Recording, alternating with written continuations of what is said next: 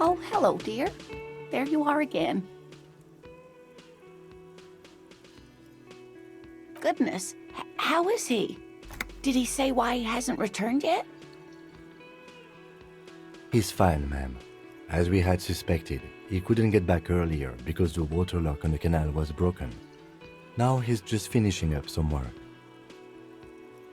Oh, yes. That's my Morel.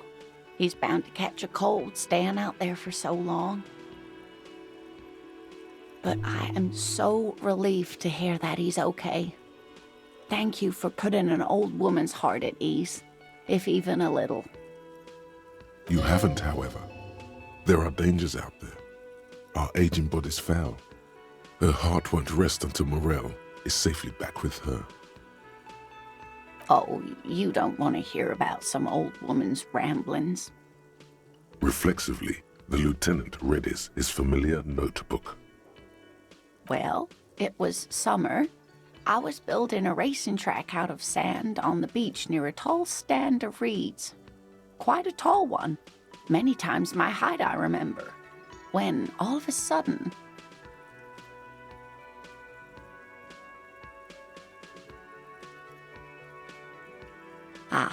I'm getting ahead of myself. I was 5.5 in Betancourt in the suburbs. My grandmother had a summer home there. She'd just started forming memories. Real memories. Not the billowy haze of infanthood. The strangest moment of my life. I looked up and one of the reeds moved. Not like a plant, but like a living thing. It stood up and looked at me. Its body unfolded like some antique toy. I've never seen anything like it. She had no fear, just surprise. I didn't know this can happen, so I reached my arm and touched the thing. It felt just like a stalk of reed, but it moved, swaying, towering above me. After a while, 20 seconds, a minute maybe, it left, went into the reeds. I tried, but I was only a child. There was mud and high water. I couldn't see it anymore. I was just standing there knee-deep in mud, looking around me. Where did you go? Don't go. I ran back home to my grandmother and asked her if reeds could walk, and told her they were looking at me. Of course, she just laughed at me, but I knew what I'd seen. For years, it was a story I told at parties when I wanted to impress boys, that sort of thing. Of course, most people just took it as a strange, amusing anecdote. So did I, honestly. But then I met Morel. We were on our first date when I told him my story. You should have seen his face. He said my descriptions matched the phasmid down to a T. Its white marble limbs, the way it moved. So that's how they met. This is beyond significant for them. Our first, yes. Not all of them, as far as I remember, but some of them, on the inside like stalks of marble, if that makes sense. It's hard to say how big things are when you're quite small yourself. To me, it seemed to be taller than I was then, but that's probably not the case. Of course, I've thought about it, but Morel says my report matches with the others, and I'm sure I hadn't heard of the phasmid as a child, nor had my mother or my grandmother. So how did I know what to imagine? It was only when I started telling my story as a teenager that boys would tell me, "Lena, you trying to tell us you saw the Insulindian phasmid out there in those reeds? Get out of here." They just give me a cider and ruffle my hair and tell me to stop dreaming. But I saw it. I thought it was a wonderful story, ma'am. But I don't believe it. A child left unattended on a warm day. Children make up stories and then end up believing them. You're welcome, sweetie. I do appreciate the chance to relive it whenever I get one. It was just such an impossibly sunshiny day. So warm. And she could get up and walk right into the reeds on her own, into the mud, anywhere.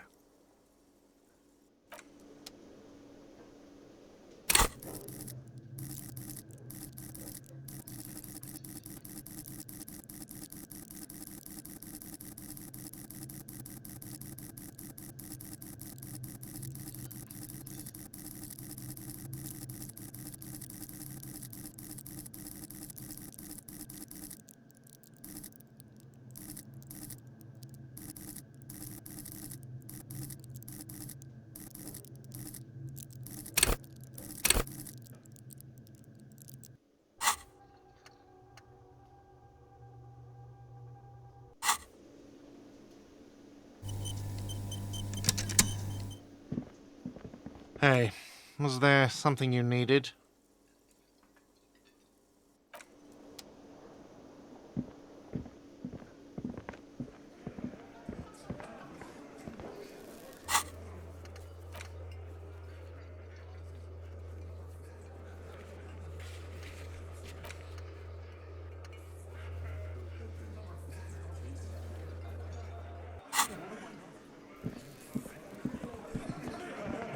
The Copper-nado is back.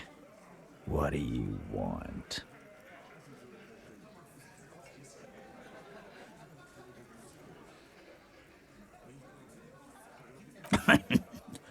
What's that, Copper? You want us to help little old ladies now? You're local law enforcement, aren't you? Helping troubled civilians should fall under your jurisdiction. Yeah. We'll send someone out. Who is? Wait. It's the pigs, isn't it? God, poor lady. Don't worry. We'll handle this. I think she got some family in Kurong or something. Bastards left her alone when she got sick. We've been getting complaints.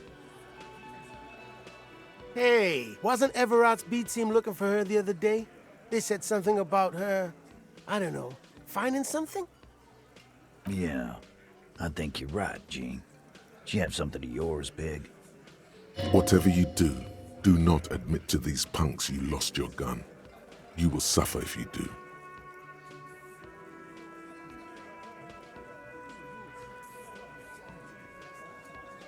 No?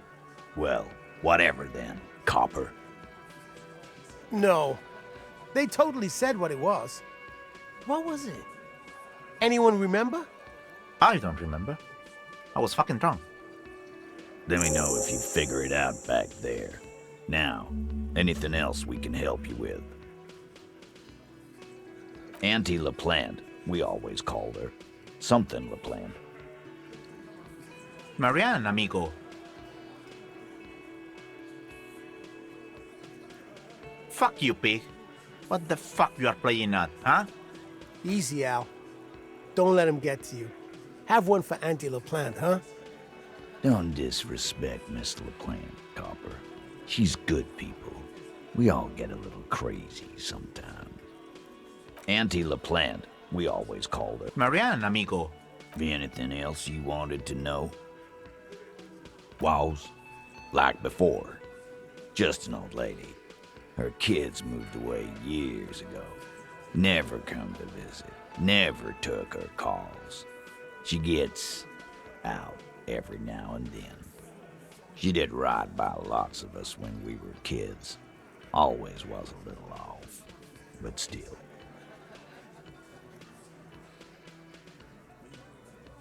Us kids? That must have been ages ago. She was better then.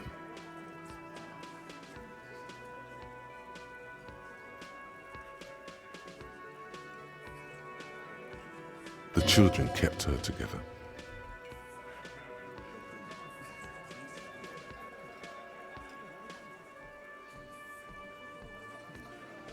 Get wanted to be a cop, you mean? Well, shit. I don't actually know. Anyone know why she started acting like a pig? No fucking clue. It's gotta be the crazy. Who'd want to be a pig?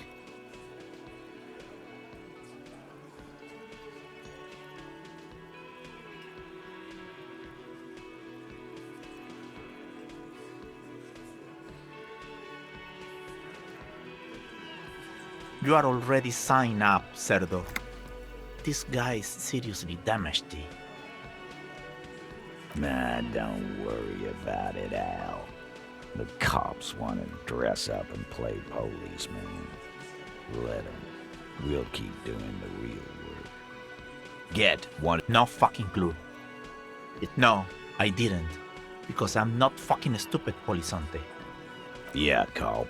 That's some pretty fucking weird shit to say. The pigs, level weird. But whatever gets you through the day. Get one. No fucking clue. It's gotta be the crazy. Who'd want to be a pig? Respectable professions don't shoot kids, Cerdo. They don't beat confessions out of prisoners. Easy there, Al. Sit down. We got one of our own to take care of, so let's not get worked up.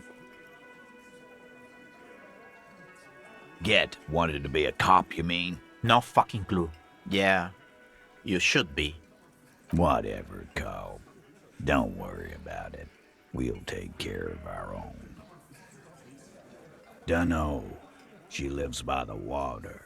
Shit washes up all the time on the beach. Police paraphernalia doesn't just wash up on the coast, people.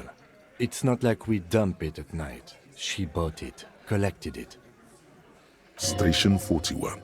A man carries a crate of rusted, unused badges. You think these would net us something at the annual auction? A balding detective drags a comb futilely across his head. Shit, who'd want those? Just dump them into the river. No problemo, cop man. We take care of our mentally ill here in Martinez. Ain't that right, boys? Sure enough, we're the real heroes on these streets.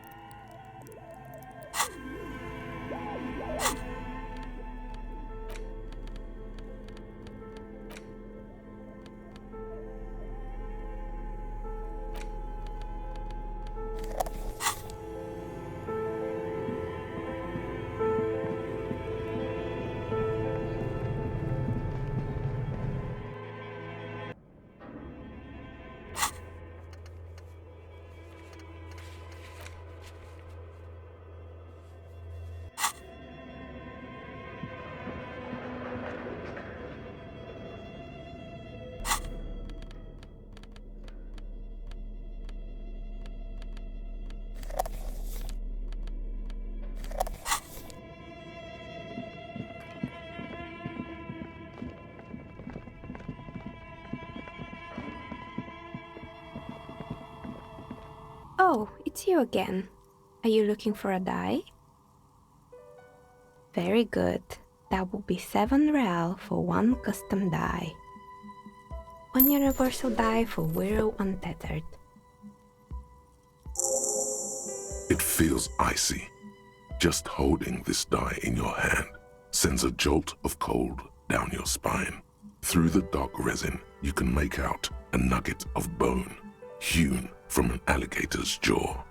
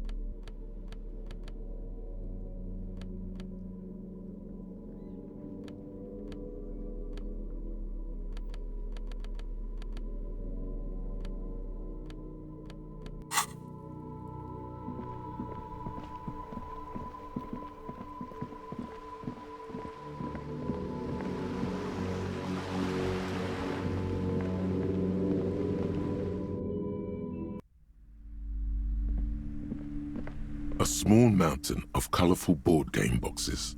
There are numerous types of games for all ages. A lot of shelf space seems to be taken up by Wirral-related merchandise.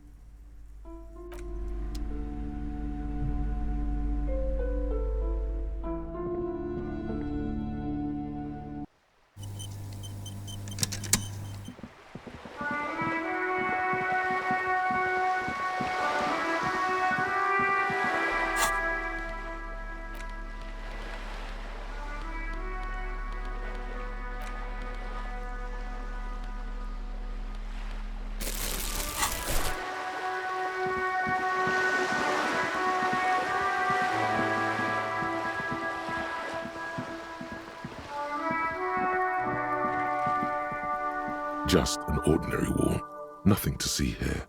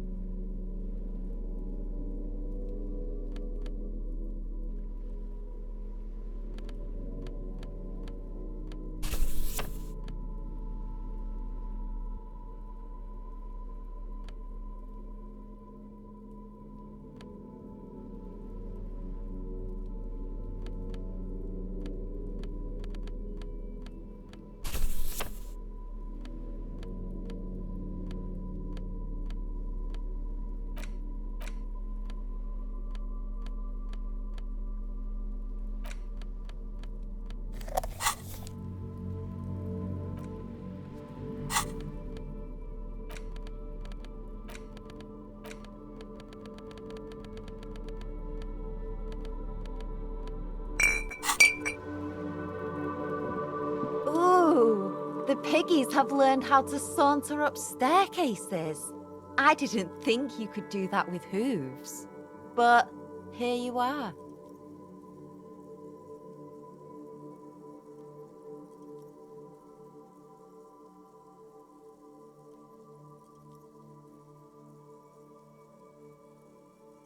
Yeah, I can see that. Cool mutations. That smell coming from her paint bucket. It's not paint. It's heavy fuel oil.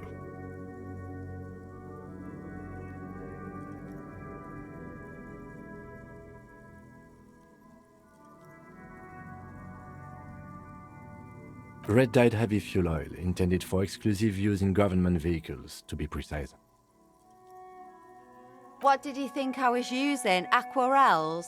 Sucked it out of a cop's fuel tank myself. Back in Jamrock. She really did it. She's proud of it too.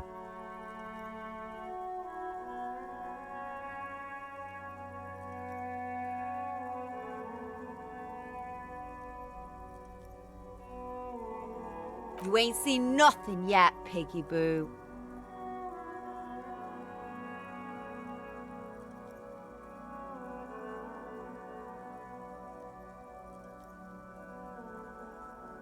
What do I care about some fucking tin eggshells?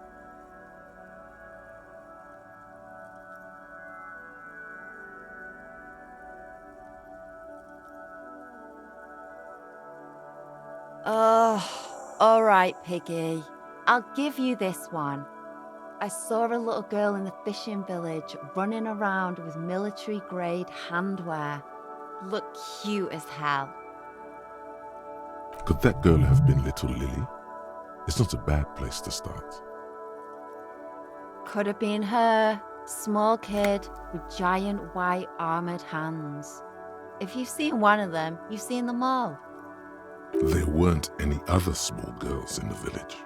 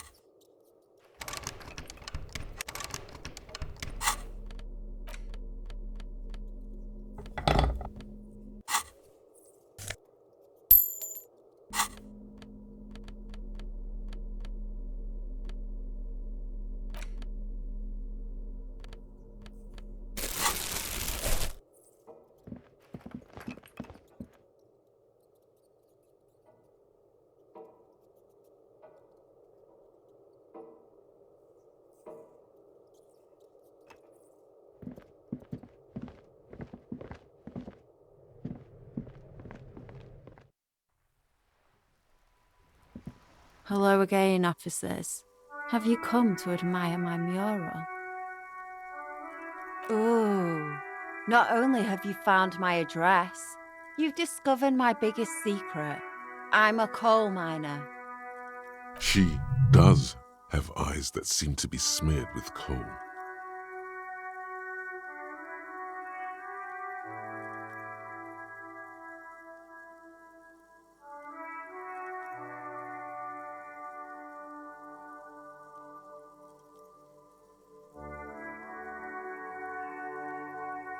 Does anyone in a city like this?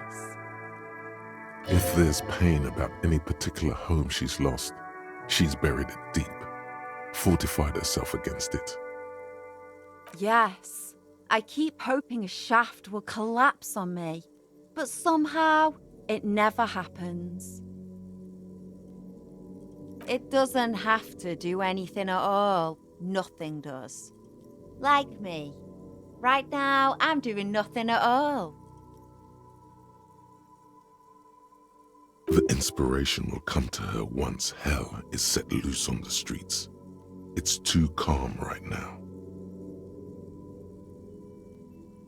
Shoot, Piggy. It's what you do, isn't it? They just might be. Rough stuff. If you take the ride, you'd be wise to buckle your little pig belly up. Her neurons must be on fire, the heat creating waves and ripples in all she sees. Above all, in her painting.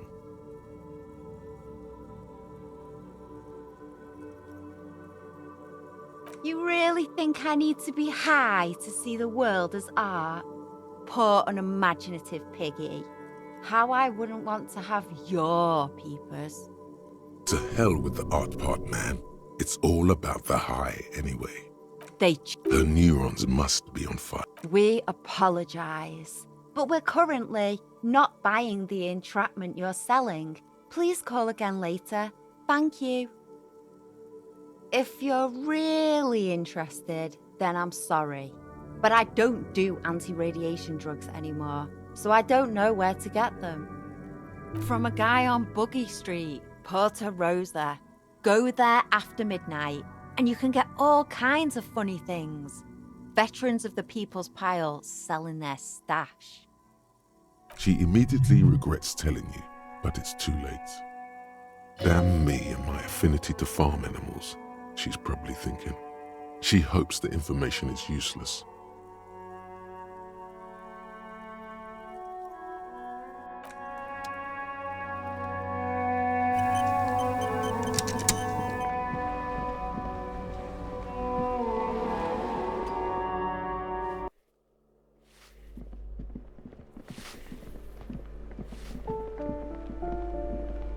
You hear someone walking around inside, rearranging the furniture. The number on the panel says 10.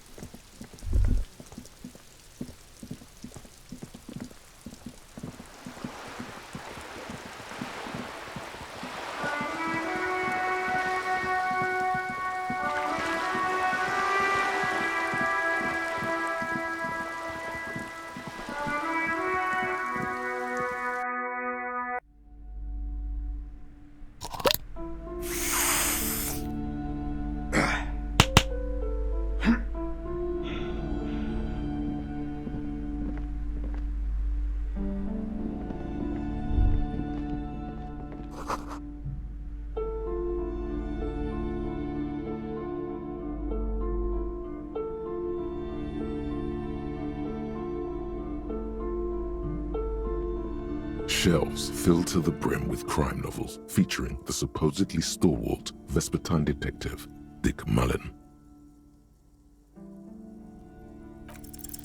Your quick eye notices a small caterpillar crawling across the spine of a book. The title reads, Dick Mullen and the Mistaken Identity. A worn paperback from Dick Mullen's classic hard-boiled phase. The premise seems to be that Dick Mullen is framed for the murder of his best friend and has just a few days to prove his innocence. Could it be the motifs of unstable identities and shocking betrayals?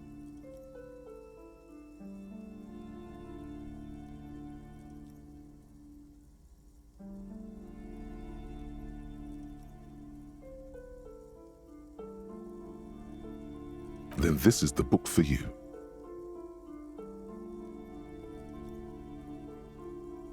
Of course. Such violence and immorality. I mean, enjoy.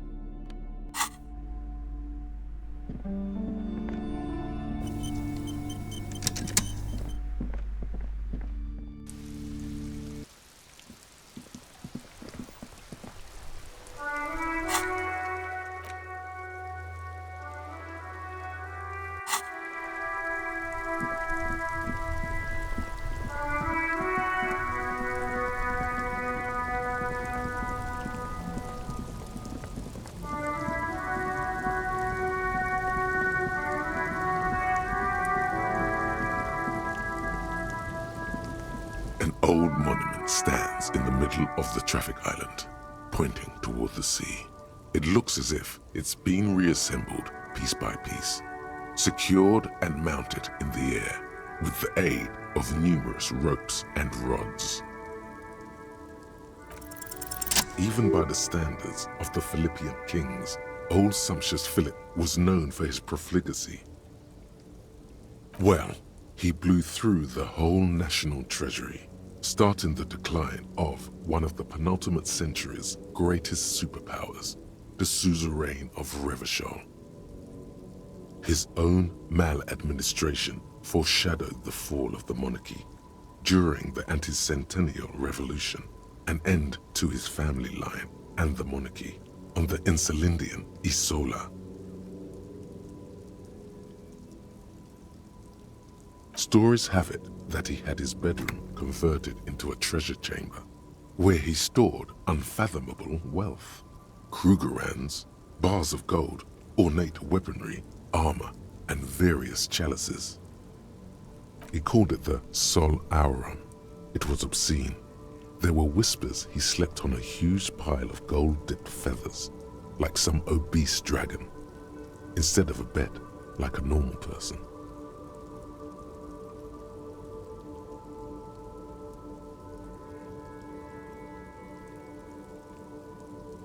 But wait, you haven't even heard about his fabled cocaine addiction. You see, old Philippe wasn't just good at squandering the national treasury on gold and ceremonial weaponry, he was also a prodigious snorter of nose candy. Not just any nose candy though, we're talking Royal Philippian Blow, allegedly twice as potent as the stuff you find nowadays, and purple. Philippian cocaine was purple.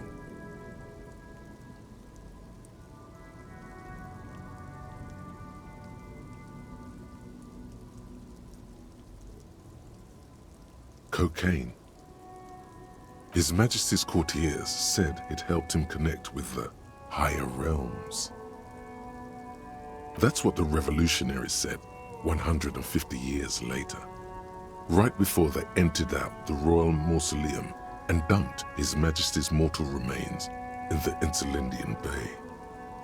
This is slander. The king was just and beautiful. The revolutionaries made this all up. Beneath the cold waters of the Insulindian Bay, thrown there by the revolutionaries after they cleaned out the royal mausoleum, A group of marble pleurons still surround the king's vandalized tomb. A deathly cold wind sweeps up candy wrappers and old newspapers. The original was blown apart by communards, then further damaged during the landing of the coalition's airships during the turn-of-the-century revolution, when Martinez was leveled. Most historians think the coalition's hasty landing may have ultimately saved the statue. If the communards had more time, they would have reduced it up to even finer pieces. Some years ago, a group of liberal, artistically inclined individuals, designers mostly, thought it would be ironic to restore the statue of the most wasteful ruler of Revachol in the poorest part of the city. The statue is supposed to capture the moment it was blown apart, like an instant frozen in time, a rare butterfly trapped in amber, floating on a sea of shit. People in Martinez tend to disagree, as do many prominent art critics and thought leaders with more nuanced social awareness than the young ironists. Those critics might have it wrong though. There's more to it than just ironism, but you can't say what precisely. Perhaps this art mystery will be solved at a later time. Philip III, the squanderer, however, with his bronze face up in the air, doesn't seem concerned about what the hoi polloi think of him in death. Not that he ever did in life either.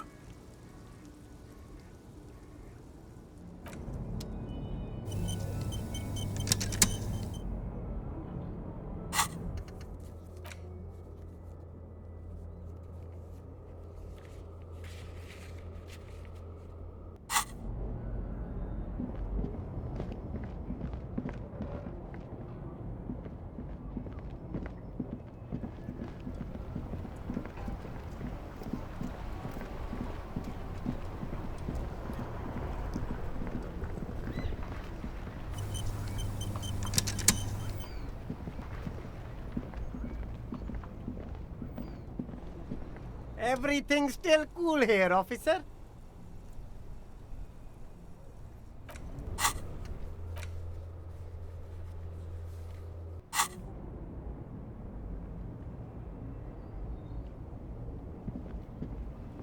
The speakers below are banged up and worthless. The sneakers triumph over them. They're the star of the show here.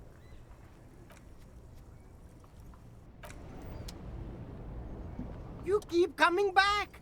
That's good, officer. Keep browsing those clothes, keep saving that economy.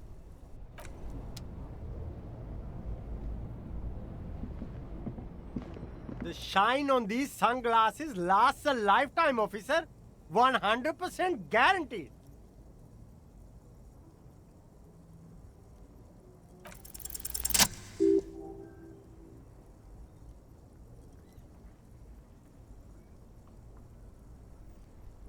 Oh, very interesting choice, officer.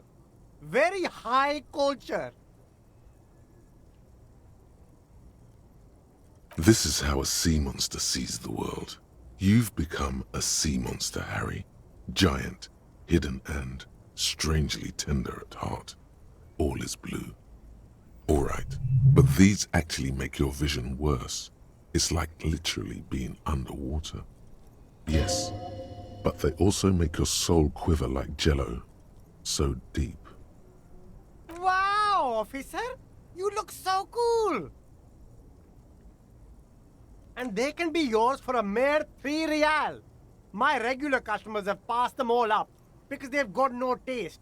But you found them. The lieutenant tilts his head and steps back, eyes narrowed in a thorough examination. It's a case to him. You look like a musician. Like a blind musician. But you could do worse. Take them if you want.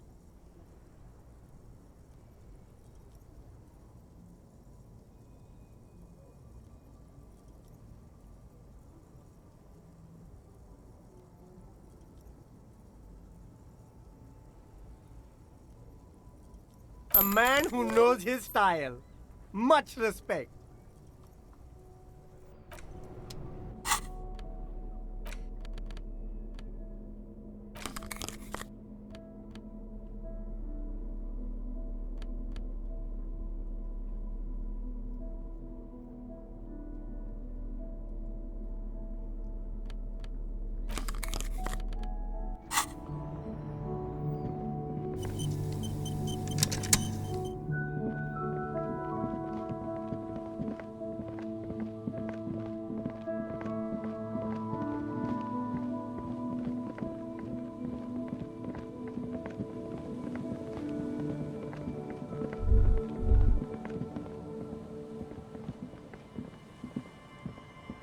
There's a trap in the reeds at your feet.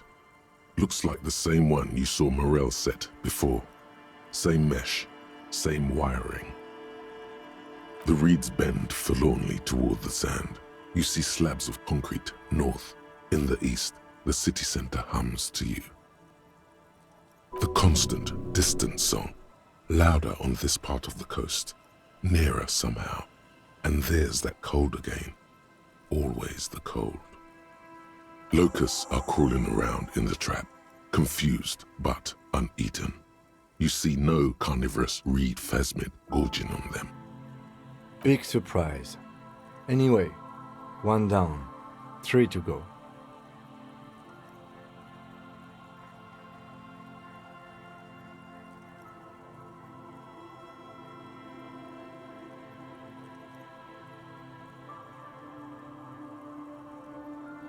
I meant no offense, just...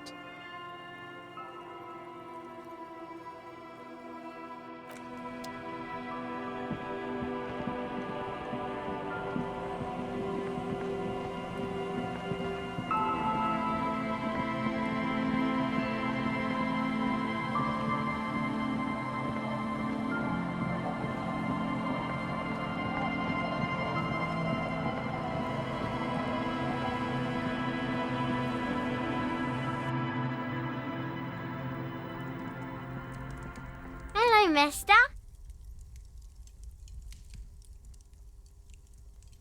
Yes, I am. Little Lily. You know my mom? That's nice. My mom is great. She's never angry or anything. Luby. Luby. My mom tells me I'm a big girl, but she doesn't know that I can't say Earl. Or sometimes I can, but then Uller. Kids. Oh, I had gloves. Very big ones. Heavy, too. Where did you get these gloves? Found them when Lemmy and I were playing hide and seek. In an empty house. Where no one lives. I think someone hid them there. She doesn't want you to think she stole them. I hid them. The twins were going to take them. They're stupid. We are going to need those gloves. It's for important police business. Oh. They're in my sandcastle. Behind our house. Under the sand. You can break the castle. It's not very good. Bye!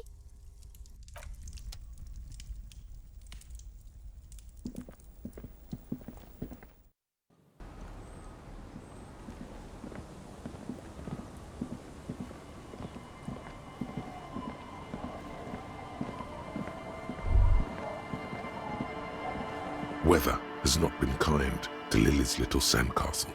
The once mighty towers are quickly eroding away. You can see something shining back to you from what must have been a vast underground catacomb network. The little castle? The reigning lord must have come upon some really tough times to let it sleep in such decrepitude. The walls and floors give way to the giant's greed, collapse and present you with a pair of ceramic gauntlets. Congratulations. That's the gauntlets down then. We're doing good on the armor collection front.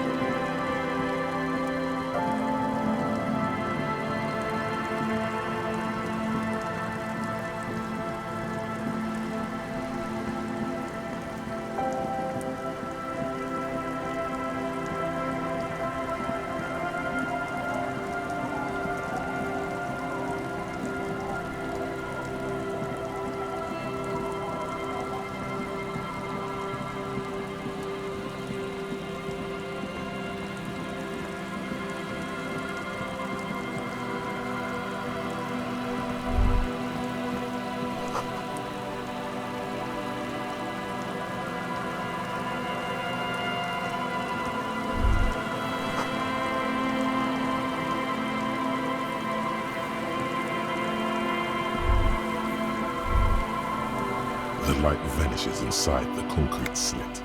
The structure goes deep under the earth.